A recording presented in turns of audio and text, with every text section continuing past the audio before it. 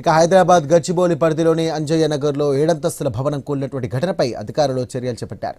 అక్రమ నిర్మాణాలను అడ్డుకునేందుకు మాదాపూర్ టౌన్ ప్లానింగ్ అధికారి సంతోష్ కుమార్ను సస్పెండ్ చేశారు.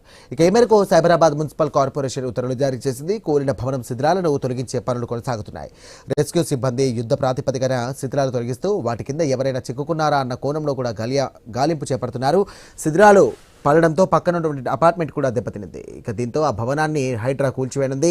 ఘటనకు సంబంధించి అక్రమ నిర్మాణాలపై అధికారులు మరింత లోతుగా దర్యాప్తు చేస్తున్నారు.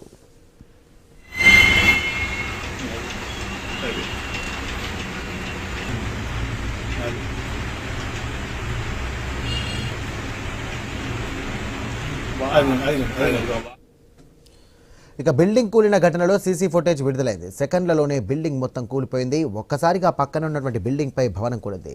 సీసీ ఫుటేజ్ దృశ్యాలు భయానకంగా ఉన్నాయి. అంజయ్య నగర్లో నిర్మాణంలో ఉన్నటువంటి 7 అంతస్తుల భవనం కూలి 2 మృతి చెందారు. శిథిలాల కింద నుండి వారి మృతదేహాలను కూడా రెస్క్యూ సిబ్బంది వెలికితీశారు. నాలా పక్కనే 50 గజాల స్థలంలో నిర్మాణం చేపట్టినటువంటి ఈ భవనం ఒకసారిగా కుప్పకూలడంతో స్థానికులు తీవ్ర భయాందోళనకు గురయ్యారు.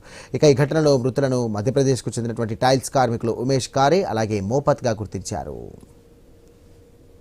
ఇక శిథిలాలు పక్కనే ఉన్నటువంటి మరో అపార్ట్మెంట్ పై పడడంతో పాక్షికంగా దెబ్బతింది. ఈ ఘటనలో మరో 2 వృద్ధులకు కూడా గాయాలయ్యాయి. ఘటనా స్థలానికి చేరుకున్నటువంటి పోలీసులు, ఫైర్ అలాగే ఎస్డీఆర్ఎఫ్, జీహెచ్ఎంసీ సిబ్బంది కూడా ఇంకా శిథిలాల కింద ఎవరైనా చిక్కుకొని ఉన్నారేమోనన్న అనుమానంతో సహాయక చర్యల్ని ముమ్మరం చేశారు. ఘటనా స్థలాన్ని MLA Arekapudi Gandhi, HYDRAA commissioner Ranganath, Cyberabad municipal commissioner Srujana పరిశీలించారు. సహాయక చర్యలపై అధికారులకు దిశానిర్దేశం చేశారు. జీహెచ్ఎంసీ నిబంధనలకు విరుద్ధంగా అనుమతి లేకుండా భవనం నిర్మించారంటూ పలువురు ఆరోపిస్తున్నారు. సరైన ప్రమాణాలు లేకుండా తక్కువ వ్యవధిలోనే నిర్మించడంతో ఇక పేక మెడలా కూలిపోయిందంటూ స్థానికులు పేర్కొంటున్నారు. ఇక ఈ భవన నిర్మాణం చేస్తున్నటువంటి బిల్డర్ సాజిద్ కోసం పోలీసులు గాలింపు చర్యలు చేపట్టారు. గచ్చిబౌలి బిల్డింగ్ ప్రమాదంపై హైడ్రా కమిషనర్ రంగనాథ్ ఆరా తీశారు. ఇక బిల్డింగ్ నిర్మాణంలో అడుగడుగున నిబంధనల ఉల్లంఘన కనిపిస్తోందన్నారు ఆయన. ఇక ఎవరిని కూడా ఉపేక్షించమంటూ స్పష్టం చేశారు. అంజయ్ నగర్లోని అక్రమ నిర్మాణాలన్నీ కూడా తొలగిస్తామంటూ రంగనాథ్ తేల్చి చెప్పారు. భవనాలన్నీ కూడా నాలాను ఆనుకొని నిర్మించారంటూ ఆయన తెలియజేశారు. 50 గజాలు 60 గజాలు మనం చూస్తున్నాం ఈ బిల్డింగ్స్ అన్ని కూడా. ఇప్పుడు చాలా మంది హాస్టల్స్ నీట్గా వచ్చి ఇక్కడ ఐటీఎం హాస్టల్స్ లో వాడుతున్నారు. దీనివల్ల ఏంటంటే ఇక్కడ ఇప్పుడు మనం ఈ బిల్డింగ్ చూడడానికి కూడా కారణం ఏంటంటే ఈ పక్కన ఫౌండేషన్ ఎవరో వేరే వాళ్ళు చేస్తూ ఫౌండేషన్ వర్క్ చేస్తుంటే ఈ బిల్డింగ్ ఇంపాక్ట్ అయ్యి మొత్తం కూలిందని చెప్తున్నారు. బట్ ఒకటైతే ఇక్కడ చూస్తున్న బిల్డింగ్స్ బట్టి ఎవరికి సెట్ ఒక్కొక్కరు 50 గజాల్లో మనం ఏది 7 ఈ బిల్డింగ్స్ అన్నింటినీ కూడా డెఫినెట్ గా ఇవన్నీ నాలా పక్కన ఉన్నాయి. సైబరాబాద్ మున్సిపల్ కమిషనర్ సృజన గారు స్థానిక ఎమ్మెల్యే గారు కూడా వారు కూడా చెప్తున్నారు. ఇంత ముందు కూడా వీళ్ళందరి మీద కూడా కంప్లైంట్ ఇచ్చామని హైడ్రా మీద తప్పకుండా దాంట్లో బిల్డింగ్స్ ఉన్న వాళ్ళందరినీ కూడా చేస్తున్నాం. ఎందుకంటే ఇవన్నీ 50 గజాల్లో 7 అంతస్తులు అట్లా గడిపి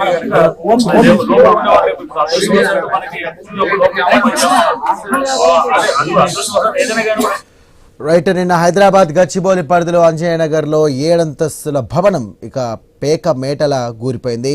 ఈ ప్రమాద తీరును కూడా ఎమ్మెల్యే గాంధీ మరియు హైడ్రా కమిషనర్ రంగనాథ్ మరియు ఇటు సైబరాబాద్కి సంబంధించినటువంటి జీహెచ్ఎంసీ కమిషనర్ సృజన కూడా పాల్గొన్నారు. దీనికి సంబంధించి వారు అక్కడికి చేరుకొని ఎలా జరిగింది అసలు ఈ ప్రమాదం అనే కోణంలో కూడా విచారిస్తున్నారు.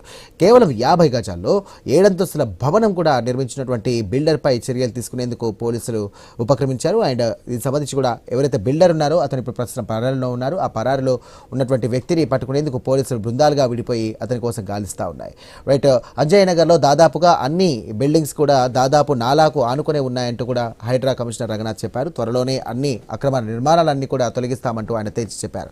రైట్. ఇదే అంశానికి సంబంధించి మరిన్ని డీటెయిల్స్ అందించడానికి మా కరెస్పాండెంట్ పవన్ సిద్ధంగా ఉన్నారు. పవన్, నిర్మాణంలో ఉన్న 7 అంతస్తుల భవనం నిన్న ఒక్కసారి కుప్పకూలిపోయింది. అయితే ఈ ఘటన 30 ఇబ్బంది ఇస్తుందని కూడా అధికారులు అటు వ్యక్తం చేసిన పరిస్థితి అంటే సిగ్నాల కింద అంటే ముందుగా మనకు వచ్చిన ఇన్ఫర్మేషన్ ఎంత చిక్కుకున్న అంశం అని ముందు చెప్పడం జరిగింది. సో ఇప్పుడు ఇప్పటి వరకు అయితే ఇంకా చిక్కుకున్న వారి విషయంలో ఎటువంటి సమాచారం అయితే లేదు.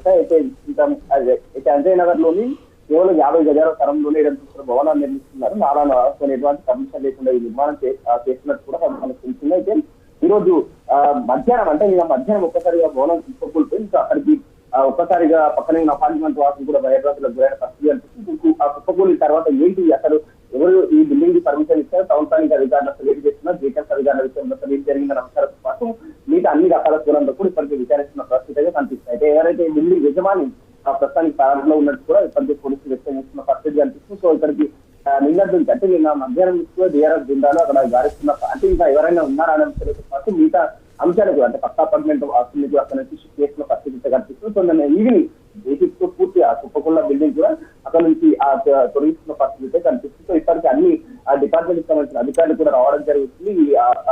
అక్కడ ఉన్న విషయాన్ని పరిశీలిస్తున్న పరిస్థితి కనిపిస్తుంది. సో ముఖ్యంగా అటు సిఎంసి కమిషనర్ కూడా అక్కడికి చేరుకోవడం జరిగింది. అసలు ఎలా జరిగింది అనే విషయాన్ని కూడా కనుక్కున్న పరిస్థితి జరిగింది. ముఖ్యంగా అరకెప్పుడు గాంధీ కూడా అక్కడికి చేరుకోవడం జరిగింది. అలాగే హైదరాబాద్ రంగనాథ్ కూడా చేరుకొని ఇట్లాంటి పరిస్థితులు జరగకుండా ఉండాలంటే కూడా మళ్ళీ ఇట్లాంటి పర్మిషన్స్ ఇవ్వకుండా ఉండాలనే అంశాలతో పాటు రకరకాల అంశాల కోసం మాట్లాడే పరిస్థితి కనిపించాయి. రైట్, మొత్తం మీద ఇటు బిల్డర్ సాజిద్ కోసం కూడా గాలిస్తున్నట్టుగా తెలుస్తోంది. ఆ సాదిక్ సంబంధించిన ఇన్ఫర్మేషన్ ఏమైనా తెలిసే అవకాశం ఉందా? అసలు ఆయన ఎక్కడుంటాడు అనే కోణంలో కూడా పోలీసులు విచారిస్తున్నారా లేదా? ఇప్పటికైతే ఎటువంటి సాధికి సంబంధించిన ఇన్ఫర్మేషన్ పోలీసు అధికారికంగా ఎక్కడ కూడా చెప్పడం లేదు.